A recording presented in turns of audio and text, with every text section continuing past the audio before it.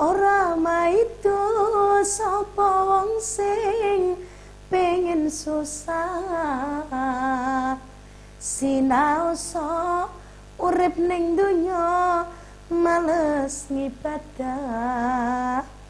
Ora maido sapa wong sing pengen rekoso, sinaosa urip ning donya kakean dosa. Mula kudu dadi wong bejo ben pinaringan mulya, besok mati saged mlebet swarga.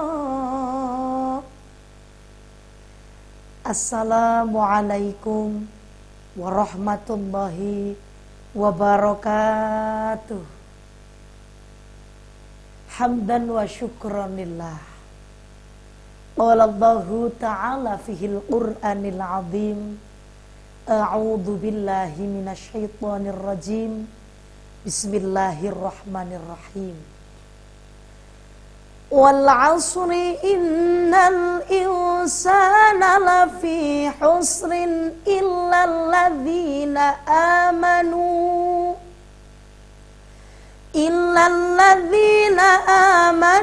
wa 'amilus solihati wa tawasaw bil haqqi wa tawasaw bis sabr. Shadaqallahul azim wa ba'd. Dewan juri yang dirahmati oleh Allah, sahabat aksi rahimakumullah. Dalam surat Al-Asr ayat 1 sampai 3, Allah Subhanahu wa ta'ala berfirman, demi masa sesungguhnya manusia dalam keadaan rugi, indah kecuali orang yang beriman, yang beramal solih, yang menasehati tentang kebenaran dan juga yang sabar. Indah di sini adalah kecualinya orang yang rugi, alias orang yang beruntung. Sahabat aksi, kalau misal sahabat di rumah kok disuruh milih, kira-kira mending milih jadi orang yang rugi apa jadi orang yang untung? Pasti jawabannya pengen jadi orang yang untung, Mbok.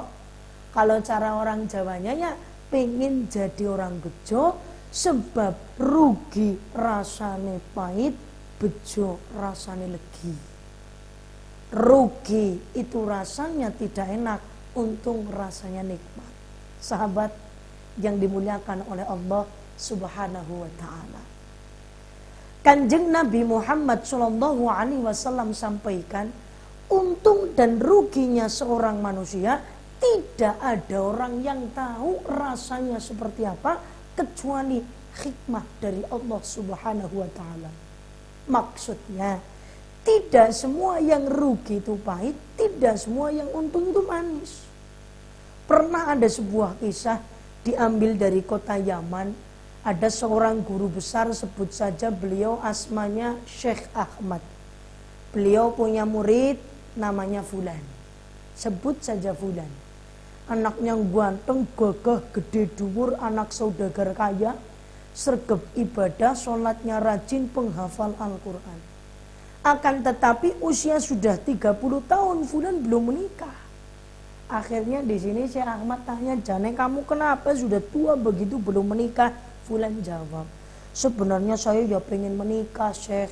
Tapi wong saya itu cuma naksir sama perempuan satu, mau tak lamar takut ditolak. Soalnya perempuannya ini jan Masya Allah wis mincis, mau blong, cantik persis kayak yang lagi ngomong.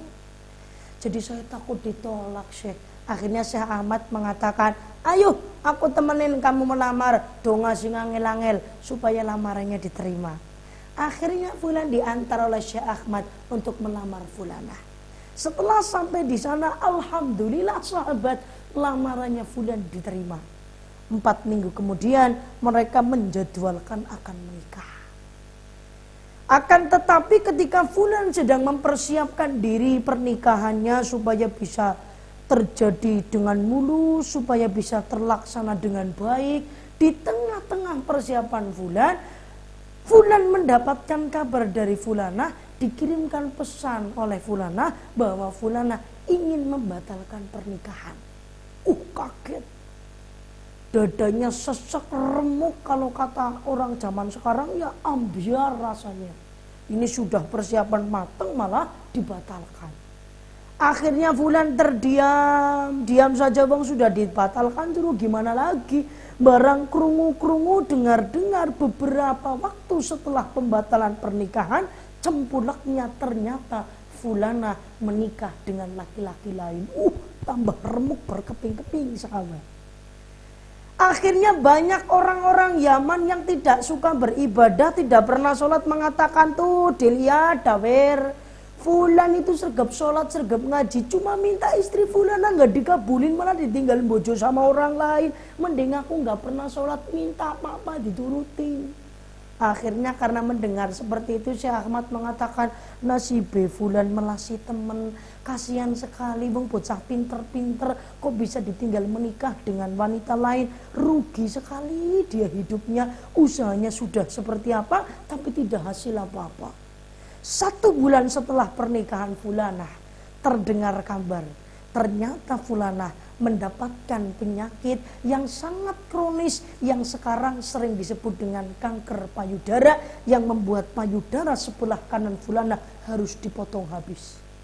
Di bulan kedua terdengar kabar lagi bahwa payudara sebelah kirinya juga harus dipotong habis karena kankernya menjalar. Di bulan ketiga terdengar kabar kankernya menjalar sampai ke otak, membuat kedua mata Fulanah picek alias tidak bisa melihat.